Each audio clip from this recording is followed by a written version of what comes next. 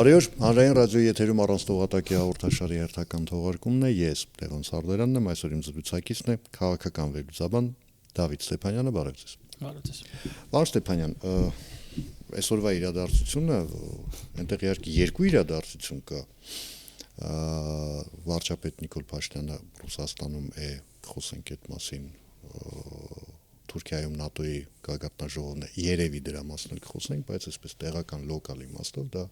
Գագիկ Ծառուկյանի ձերբակալությունն էր, երկրորդային ֆոնային, որպես առյուծների տեղափոխումը կենտրոնաբանական այգի, իհարկե, բայց եթե ավելի լուրջ, գիտեք, այնպիսի տպավորություն է, որ իշխանությունը այսպես հոգապահուստ քրեական գործեր ունի, եւ այն, որ ընտրություններից առաջ նույն վարչապետ Նիկոլ Փաշինյանը, Ռուբեն Ռուբինյանը, Ալեն Սիմոնյանը ասում էին, այ ընտրություններից հետո տեսեք երագլուխ հրեշի գլուխները հերթով կտրելու ենք ու մեզ դրկելու ենք, երանի եք տալու, որ մինչև այդ փախած լինեք,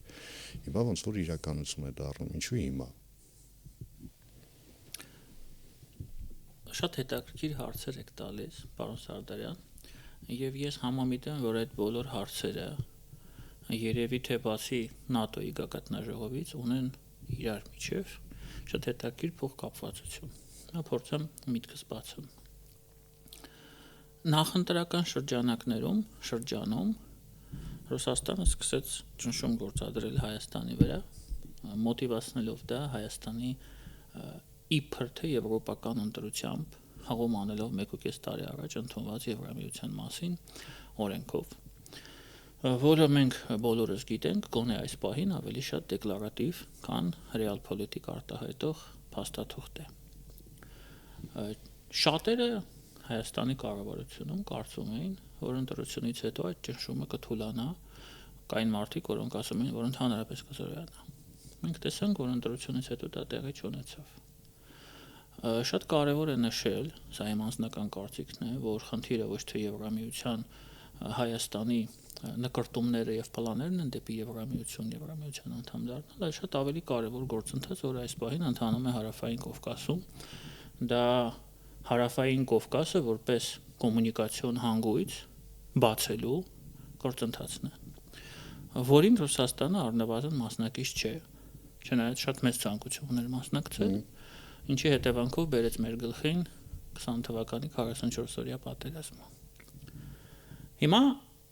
այս պահին գործընթացները ընթանում են առաջ եւ Ռուսաստանը հանդես է գալիս այս բոլոր գործընթացներում Եվրամիության եւ ԱՄՆ-ի մասնակցության որպես խոչընդոտ։ Տվյալ դեպքում բնական խոչընդոտ, ցավոք սրտի։ Ես կարծում եմ, որ Գագիկ Ծառուկյանի շուրջ ընթացող գործընթացները այդ թվում ի թիվս այլ հանգամանքների պայմանավորված են նաեւ սրանով։ Գագիկ Ծառուկյանը իր խորհրդարանում լինել չլինելը, իր կասկածելի բիզնես գործունեությունը, այդ ամենը ինչու է վերհանվել հիմա։ Ես համամիտ եմ ձեզ հետ, որ տպավորություն է ստեղծվում, որ դարակներում բոլորի վրա այդ ամեն ինչը կա պատրաստ է, եւ ես վստահ եմ, որ մենք դեռ շատ բան ենք լսելու եւ տեսնելու, ինչը կանխատեսելի է։ Որովհետեւ այս պահին ռուսամետ, այսպես կոչված ուժերի մասնակցությունը հետագա Հայաստանի ներքաղաքական կյանքում դրվում է հարցականի տակ։ Եվ սա գործող իշխանությունը օգտագործում է որպես խաղաքարտ Ռուսաստանի հետ շատ ռեալ, արդեն իսկ տեղի ունեցող բանակցություններում։ Սա այն քաղաքական գինն է, որը դրվում է սեղանի վրա։ Պուտինը իզուր չէ, նախընտրական հանդիպման ժամանակ վարչապետի հետ ասում, որ մեր ուժերին մի խանգարեք, թող մասնակցեն։ Եվ թողեցին եւ մասնակցեցին։ Եվ ես վստահ եմ, որ դա եղել է պայմանական ասած նաև Պուտինի հորդորով։ Հիմա մասնակցեցին, անցան խորհրդարան։ Գագիկ Ծառուկյանը չի անցել խորհրդարան, բայց Ռուսաստանը շարունակում է ճնշումներ գործադրել։ Պայմանական լոլիկը չի գնում մեզանից։ Եվ այս առևտրում, իսկ այդտեղ միանշանակ գնում է առևտուր, որի մի մասը նաև Պուտինի համառորեն հրաժարումը ճանաչել Հայաստանում ընտրությունների արդյունքները եւ շնորհավորել պարոն Փաշինյանին, խոսում է այն մասին, որ գործող իշխանությունը եւ անձամբ Նիկոլ Փաշինյանը ունի խնդիրներ եւ պետք է նոր խաղաքարտեր ձեռք բերի։ Գագիկ Ծառուկյանի հետ կատարվողը ես դիտարկում եմ այս համատեքստում։ Չնայած այստեղ կա նաեւ ներքին համատեքստ, որ ընտրողները, 700-ից ավելի, 1000-ից ավելի ընտրողները, որոնք ընտրեցին քաղաքական պայմանագրի, նրանք սպասում են արդարությանը։ Իսկ արդարությունը այն է, որ գողը պետք է նստի, դա ժողովուրդն է այդպես կարծում, բանտում։ Ես այս երկու համատեքստում եմ դիտարկում այս գործողությունը։ Գիտեք ինչ կա, 700,000-ից ավել ընտրող եւ որոնք սպասում են արդարության, իրենք ասում են նաեւ հարց են ուղղում նույն իշխանությանը, ասում են եղբայր, ինչու են այս ուժերը խորհրդարանում։ Եթե դուք ասում եք, որ իրանք զբաղվել են ընտրազեղծարարությամբ, որտեղ ընտրակաշառքը դա ընտրազեղծարարություն է, այսինքն դու ձևախեղում ես ընտրությունների արդյունքները։ Ինչու են իրանք օգոստոսին հայտնվելու 9-րդ գումարման խորհրդարան։ Պատճառները շատ են, կարծում եմ իշխանությունը պետք է պատասխանի, բայց մեկ պատճառը ես արդեն բերեցի, դա Պուտին-Փաշինյան հանդիպումն է, եւ դա ռացիոնալ քաղաքական պատճառը։ Երկրորդ պատճառը այն է, որ ինչ որ մի ընդդիմություն կամ ընդդիմության պատրվակ պետք է խորհրդարանում լինի, եւ այս ընդդիմությունը շատ կներեք, որ ընդդիմություն եմ ասում, շատ ձեռնտու է գործող իշխանությանը, որովհետեւ ինքը ծառայելու է որպես ծեծի համար տանձիկ։ Այնպես ինչպես 5 տարի ծառայել է այս ընդդիմությունը, որ այսօր այնտեղ կա, որակապես նույնիսկ էլ ավելի ցածր մակարդակ են ունենալու այդ մարդիկ։ Ես նաև կանխատեսում եմ, որ ժամանակի ընթացքում շատերը հրաժարվելու են մանդատներից, եւ դա էլ է լինելու այդ ձեր ասած, ինչպես ասացիք, հոգապահոստի արդյունքը։ Այնպես որ իրավիճակը սա է, որովհետեւ այլ ուղղակի չէր կարող լինել։ Մենք պետք է ռեալ գնահատենք մեր քաղաքական դաշտը, դերակատարներին, իշխանության շահերը եւ մասնակցությունը մեր ներքաղաքական կյանքում, որը ունի այս պահին Ռուսաստանը։ Հիմա տեսեք, Եկատերինբուրգում, չէ, եթե չեմ սխալվում, տեղի ունեցավ վարչապետերի հանդիպումը ըստ էության, ինքը բայց մի քիչ անհամարժեք հանդիպում էր, այն իմաստով, որ Հայաստանի դեպքում վարչապետը այլ բարձրունք է, այսպես ասենք, Ռուսաստանի դեպքում այլ հաշվի առնելով կառավարման համակարգերի տարբերությունը։ Ու մինչև այսօր միևնույնն է, այսպես Կրեմլից որևէ արձագանք, այ ինչ է լինելու հետո, չկա այն իմաստով, որ չկա շնորհավորանք, բայց չկա էլ նաև, որ մենք չենք ընդունում իշխանությունների արդյունքները, այդ թվում նաև սահմանադրական ձեր դատարանի որոշում։ Առևտուր է գնում Հայաստանի շուրջ, Ռուսաստանի տնտեսական ներկայության շուրջ Հայաստանում, ինչ տնտեսական ներկայություն կունենա Ռուսաստանը կոմունիկացիոն նախագծերում, ինչ կլինի ՌԺԴ-ի կոնցեսիայի հետ Հարավկովկասյան երկաթուղու, սա կարևորագույն հարցն է, որ այս պահին դրված է բանակցային սեղանին։ Կարևորագույն հարցը երկաթուղու կոնցեսիան է, այլ ոչ թե Ռուսաստանը մեր լոլիկը կգնի, թե ոչ։ Սա ուղղակի տեղեկատվական աղմուկ է, որը բարձրացվել է։ Ես օրերս ծանոթացել եմ մեր հարգարժան տնտեսագետների վերլուծություններից մեկի հետ, որտեղ շատ հստակ թվեր էր նշվում։ Հայաստան 0.9% 25 թվականի հնայում այդ բոլոր ապրանքատեսակները կազմում են, որոնք արտահանվում են Ռուսաստան տարեկան կտրվածքով $260 միլիոն։ Սա թիվ չէ։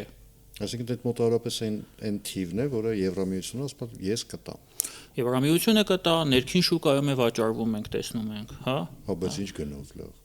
Հասկանալի, բայց ի՞նչն է վաճառվում բայց էժան։ Լոլիկը եւ ծաղիկը, որևէ այլ ապրանք չի էժանացել։ Չէ, պարոն Սարդարյան, իրոք չի էժանացել։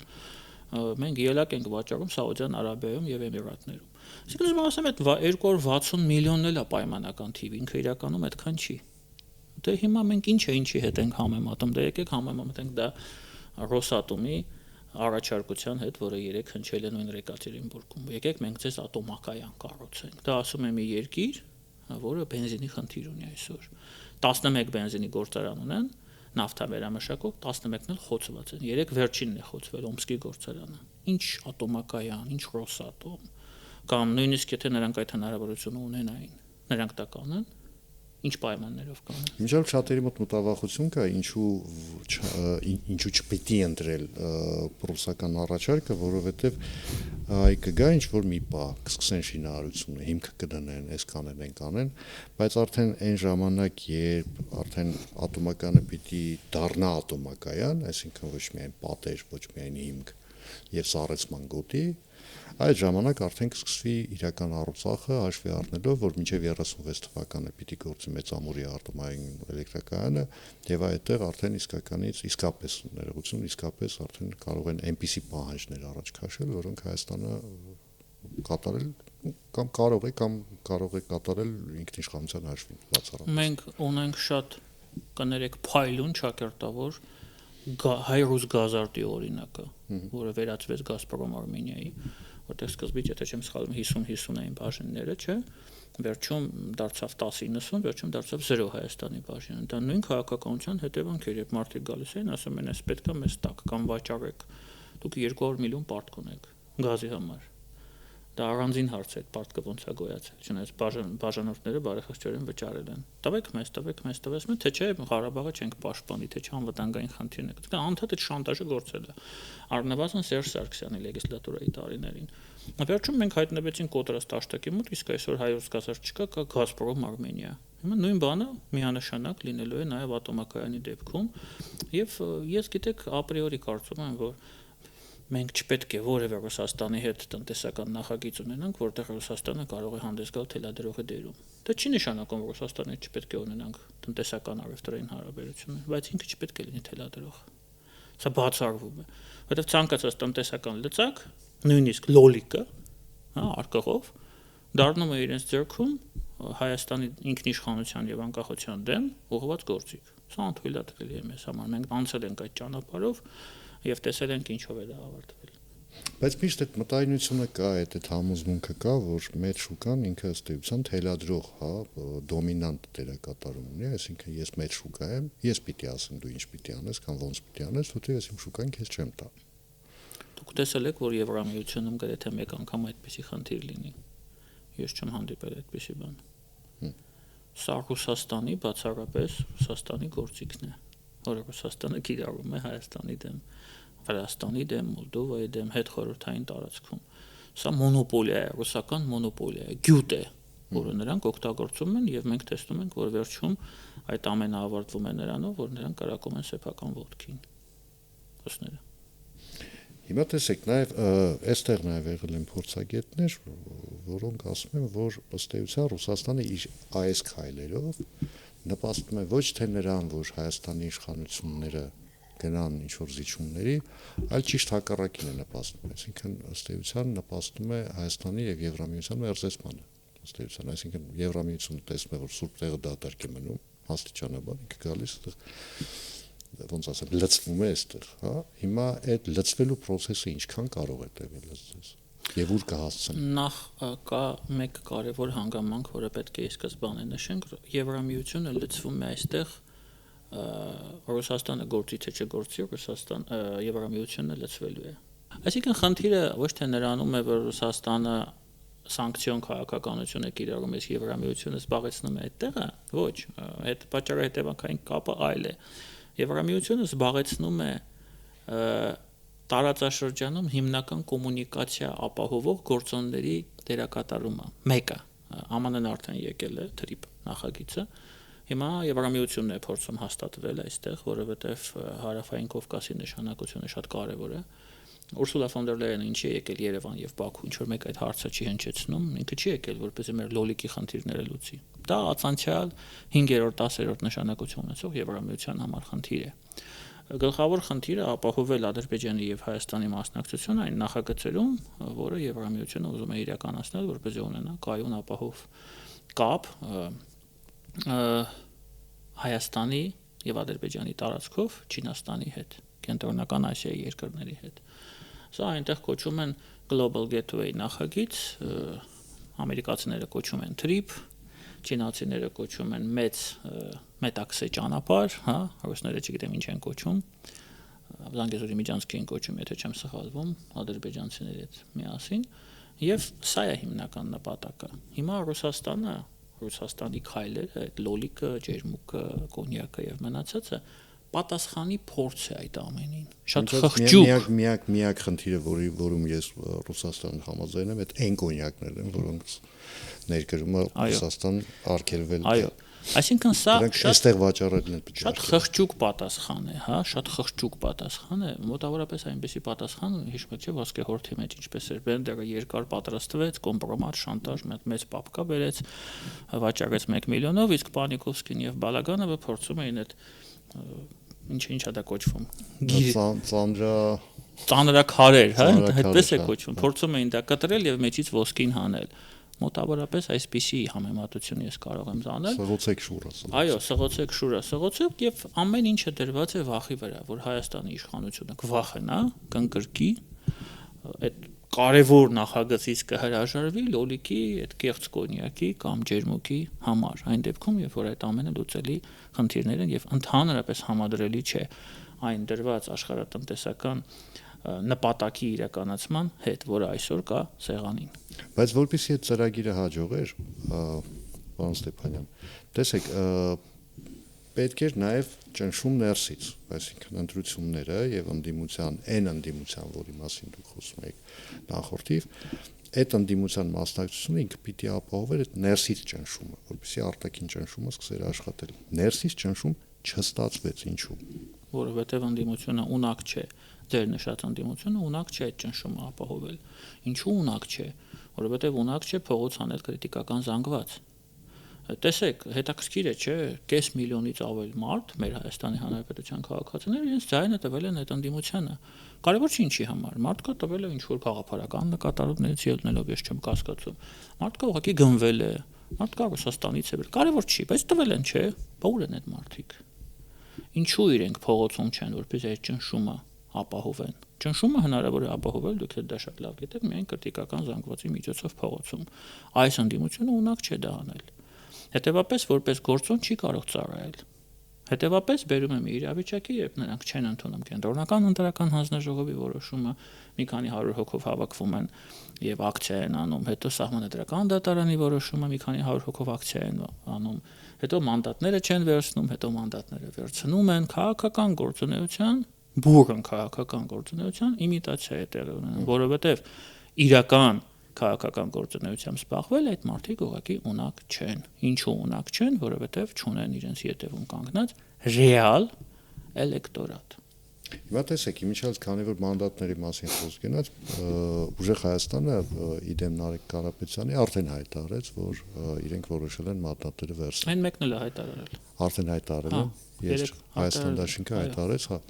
Ես երեք ֆուտբոլ էի նայում, երեք բաց եմ թողել։ Շատ ճիշտ եք արել։ Շատ բան բաց չեք թողել։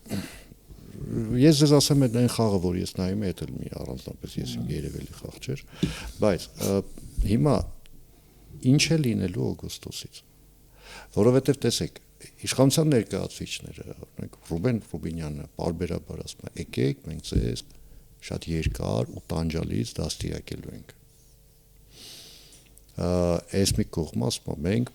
մենք բոքսի տանձիկ չենք, մենք գալու ենք, որպեսզի ձեզ թույլ չտանք Ալիևյան սահմանադրությունը առաջ տանել։ Մեր հիմնական առաքելությունը դա է։ Հիմա ով ինչ է անելու այնտեղ։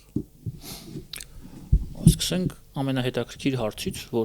որտեղ կա ռեալ քաղաքական բովանդակություն, հա,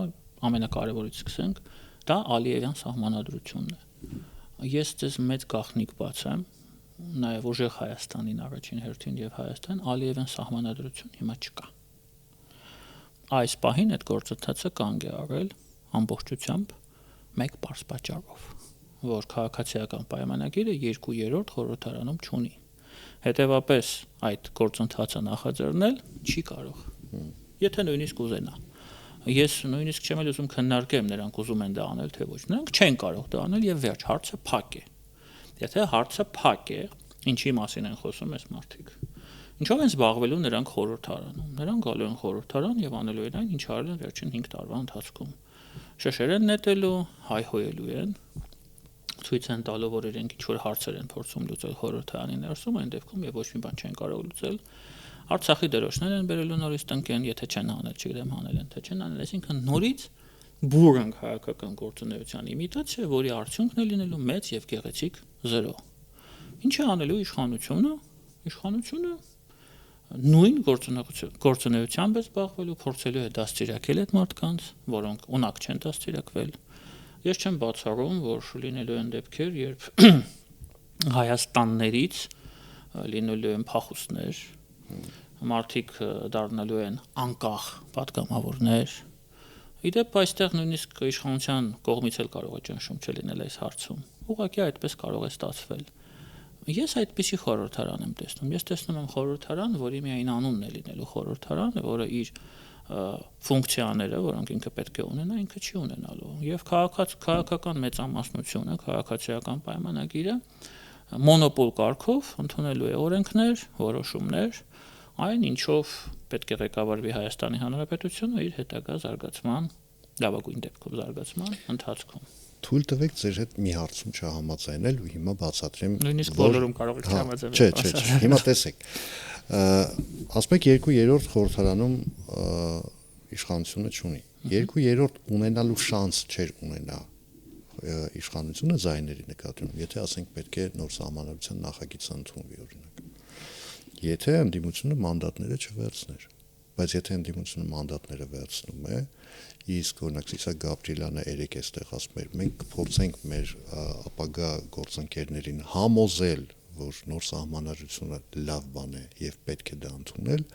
այնտեղ մի քանի ձայնի տարբերություն կա։ Այստեղ արդեն շանս է առաջանում։ Այսինքն եթե չվերցնեին, իրենք իրոք կարգելափակեին նոր սահմանադրության նախագծի ընդունումը խորհրդարանում, բայց հիմա վերցել են վտանգը միանգամից ռեալ դառավ։ Երկու հռետորական հարց, պարոն Սարդարյան։ Ինձ։ Այո։ Դա անդիմությանը պետք է, եւ երկրորդ հարցը, դա քաղաքացիական պայմանագրին պետք է։ Ես չեմ ասում նրանք չեն կարող դա անել։ Ես չեմ ուզում հիմա շարունակել այն վտանգավոր մտքերը հնչեցրել, որոնք դուք նոր ցիտում եք, վտանգավոր Հայաստանի Հանրապետության շահերի համար։ Ես քաղաքական գործիչ չեմ։ Ես որևէ կուսակցության ներկայացուցիչ չեմ։ Հետևաբար եւ այստեղ անձնական շահ, քաղաքական շահ, կոլեկտիվ քաղաքական ուժի շահ չեմ ներկայացնում։ Իմ միակ շահը, որը ես պաշտպանում, դա Հայաստանի Հանրապետության շահն է։ Իսկ Հայաստանի Հանրապետության շահը այս պահին թելադրում է մեկ բան, որպեսզի քաղաքացիական պայմանագիր կուսակցությունը 2/3 խորհրդարանում չունենա։ Ես այսպես կպատասխանեմ ձեզ։ Շատ լավ։ Հիմա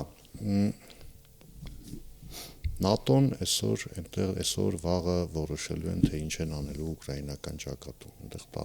տարընթերցումներ կան, տարակարծություններ կան, Եվրամիության դերը ինչպիսին պիտի լինի, Միացյալ Նահանգները որքանով կմասնակցի կամ չի մասնակցի։ Եվ դրանից մեծապես կախված է ուկրաինական պատերազմի ընթացքը, հաջորդի ընթացքը։ Ռուսաստանը դուք ինքներդ ասացիք, որ տնտեսական բավական դժվար կացության մեջ է Խոցելի։ Շատ խոցելի։ Խոցելի եւ դժվար։ Ընդ որում այդ վիճակը քանի գնում խորանում է, որտեղ Ղրիմում արդեն բենզին չկա, սննդամթերքի խնդիր կա, ասում են որ մարդիկ են պես մասսայաբար լքում դերակղզին, քանի դեռ հնարավոր է, քանի դեռ Կերչի կամուրջը չի խոցվել եւ այլն։ Հիմա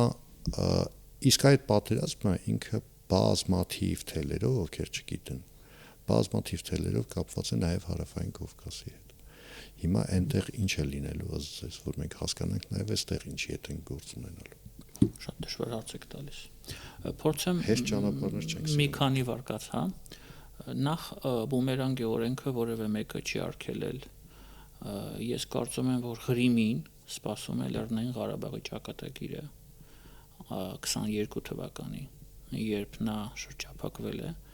այդ թվում նաև ռուս ճակերտավոր խաղաղապահների գործուն միջամտության պայմաններում, եւ մենք գիտենք այդ ամենը ինչով է հավարտվել։ Ղրիմը կիսելու է Լեռնային Ղարաբաղի ճակատագիրը, ես դա տեսնում եմ այսօր, եթե այսպես զարգանա տրամաբանությունը, գործողությունների ընթացքը դա տեղի ունենալու, Ռուսաստանը շարունակվելու է տնտեսապես հյուծվել, Ուկրաինան էլ է հյուծվում, բայց եթե Ուկրաինան հույս ունի վերականգնել կորուստները, գոնե տեխնիկական, ֆինանսական,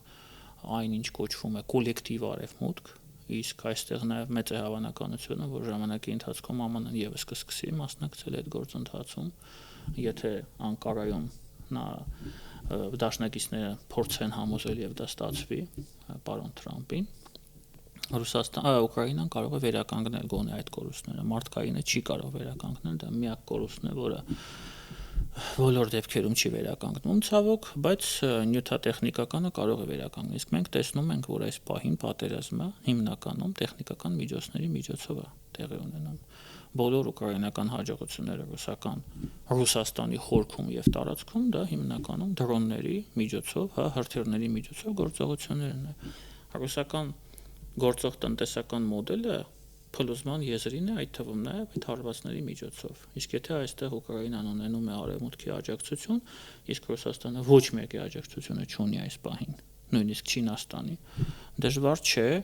փորձել կանխատեսել, որ գնալով Ռուսաստանը այլ ավելի է թուլանալու։ Ես չգիտեմ, այս պատերազմը երբ է ավարտվելու, որովհետև ես չեմ տեսնում Պուտինի մոտ ցանկություն այն ավարտել։ Ես կարծում եմ այն բավականին երկար կտևի դեռ, բայց սցենարները Ռուսաստանի համար, այսպես ասեմ, դրական չեն։ Ես այսպես կարող եմ ասել։ Իդեպ 3 տեղի ունեցավ մի իրադարձություն, որի վրա շատ քչերը այսպես ուշադրություն դարձրեցին։ Բաքվում Ռուսաստանի Դաշնության դեսպանին բողոքի նոտա հանձնեցին։ Սոքարի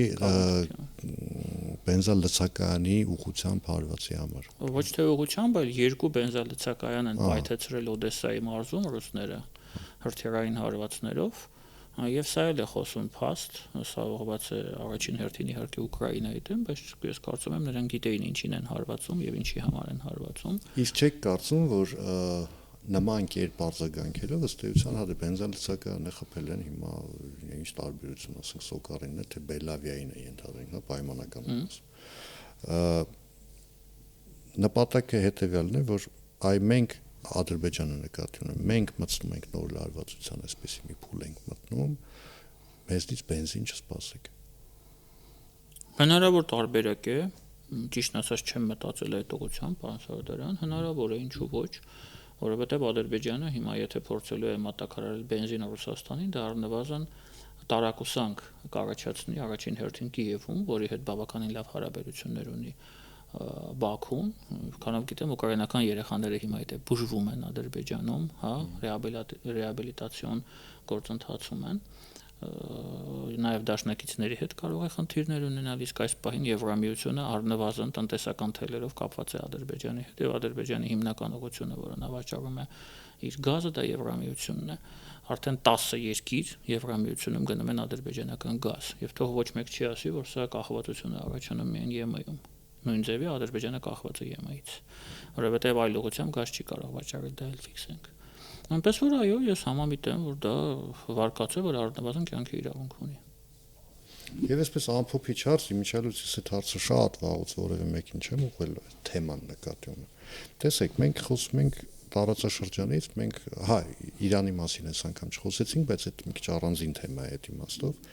Բայց տեսեք, մենք խոսում ենք Հայաստանի մասին, մենք խոսում ենք Ադրբեջանի մասին, Ռուսաստանի մասին, Թուրքիայի մասին, Ուկրաինայի մասին, այդ ամենի ազդեցության մասին մեր վրա։ Եվ այս ընթացքում, եթե նկատել եք վերջին շրջանում, ավելի ու ավելի քիչ է հիշատակվում Վրաստանի անունը։ Վրաստանը գործընթացներից դուրս է մնացել, որովհետև դա ըստ էության միգուցե ինչ որ մեկին ձեռնտու է, բայց մեզ հաստատ ձեռնտու չի, եթե ինքը գործընթացներից դուրս է մնում։ Վրաստանը գործընթացներից դուրս է մնացել Իվանիշվիլիզացիայի ուղիղ հետևանքով, երբ եկել է իշխանության 12 թվականին ռուսական օլիգարխ, որը այսպես ասած կամ բազմաթիվ թելեր, մենք այդ թելերը չենք տեսնում, բայց դա շատ լավ տեսնում են նույն մեր վրացի գործընկերները, մենք շատ ենք այդ մասին խոսել, կապված է եւ կախված է Ռուսաստանի հետ։ Ես կարծում եմ, որ բոլոր լարվածությունը, լարումը, որը ստեղծվել է Թբիլիսիի եւ Բրյուսելի, Թբիլիսիի եւ Վաշինգտոնի միջև, հիմքում ընկած է պարոն Բիձինա Իվանիշվիլու անձնական հարաբերությունները եւ կախվածությունները Պուտինից եւ Ռուսաստանից։ Ի ուրախություն մեզ ստացվել է այդ սցենարից խուսափել, մենք ունենք մեր Բիձինա Իվանիշվիլին, դա պարոն Սամվել Կարապետյանն է, որի ամբողջ կարողությունը ցավոք իր համար եւ ցավոք մեզ համար գտնվում է Ռուսաստանում, բայց գոնե այդ ամենադեստրուկտիվ սցենարից մեզ հաջողվել է խուսափել, մեզ այս պահին դա չի սպառնում։ Դրա համար Վրաստանը այս պահին դուրս է մնացել այդ ամենից։ Բայց դա չի նշանակում, որ Վրաստանը չի վերադառնալու այդ կոմունիկացիոն նախագծերի շրջանակում չի ներառվելու, այն ժամանակ, երբ կլուծվի ամենագլխավոր խնդիրը Բաքվի եւ Երևանի միջև։ կլինի դա խաղաղության պայմանագրի միջոցով, թե առանց խաղաղության պայմանագրի, երբ կոմունիկացիաները կվերաբացվեն։ Եվ այստեղ եւս վերադառնամ մեր խոսակցության սկզբին, ինչու է այդ ամենը շահկապված, մեծ խնդիրը Ռուսաստանն է։ Եվ այդ խնդիրը այսօր գոյություն ունի բացառապես Հայաստանի Հանրապետության տարածքում, քանի որ սա մեր ընդհանուր ցավն է, բայց պետք է իրերը անվանենք իրենց անուններով, Արցախը այլևս չկա։ Մնացել է ռուսական ներկայությունը Հայաստանում, որը ժամանակին պարոն Ռոբերտ Քոչարյանը ստեղծել է, եւ հիմա այս խնդիրը լուծվելու պես, իսկ այն պետք է լուծվի, այն չի կարող չլուծվել, տարածաշրջանում կոմունիկացիաները կսկսեն վերաբացվել եւ ես հույս ունեմ, որ Վրաստանը եւս կմիանա այդ ամենին, որովհետեւ մենք կարող ենք պնդել մի բան, սա երկու կարծիք չի կարող լինել, ցանկացած աշխարհաքաղաքական խաղացողի համար պետք է ամբողջ Հարավային Կովկասը, այլ ոչ թե Հայաստանը, Ադրբեջանը կամ Վրաստանը առանձին։ Վրաստանը չի կարող անմասն մնալ այս գործողություններից եւ գործառույթներից, ես կարծում եմ Վրաստանը կվերադառնա վաղ թե ուշ։ Շնորհակալություն։ Հիշեցնեմ այսօր իմ զրուցակիցներ քաղաքական վերլուծաբան Դավիթ Ստեփանյանը, ես Լևոն Սարդարյանն եմ, կհանդիպենք արդեն վաղը նույն ժամին, նույն վայրում, հաջողություն եւ համբերություն բոլորիս։